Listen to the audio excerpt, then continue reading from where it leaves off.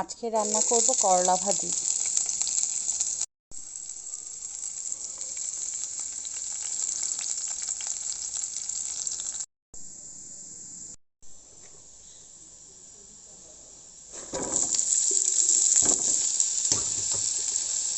আলু দিয়ে করলা ভাজি। এই আলুগুলি এত মোটা মোটা করে কাটছে লাভলি আপা,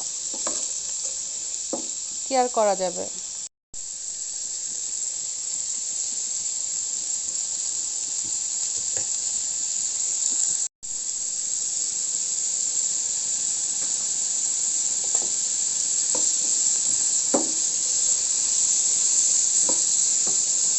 আলুগুলি যেহেতু একটু বেশি মোটা মোটা, তাই আগে থেকে একটু ভাপিয়ে নিচ্ছি।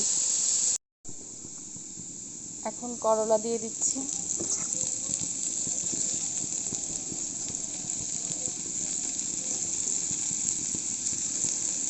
করলা কিন্তু যার তার হাতে খাওয়া যায় না, কেন জানেন? কারণ তিতা হয়ে যায়। জানি না এটা কোনো মিথ কিনা। আমার নানুর হাতে করলা কখনোই তিতা হইতো না, কিন্তু আমি আমি করলা রান্না করলে সেই করলা মুখে দেওয়া যাবে না, এত তিতা। কিন্তু আমার নানুর হাতে করলা মনে হতো যে মিষ্টি মিষ্টি লাগতেছে। ইভেন আমার আম্মুর হাতের করলাও তিতা লাগে, খাওয়া যায় না।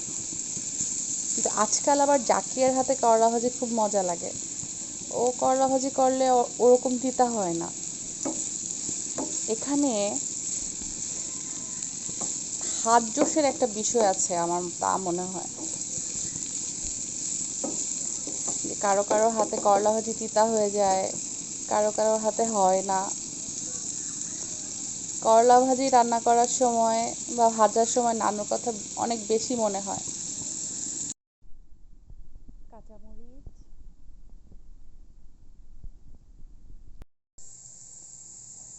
হয়ে গেল করলা ভাজি।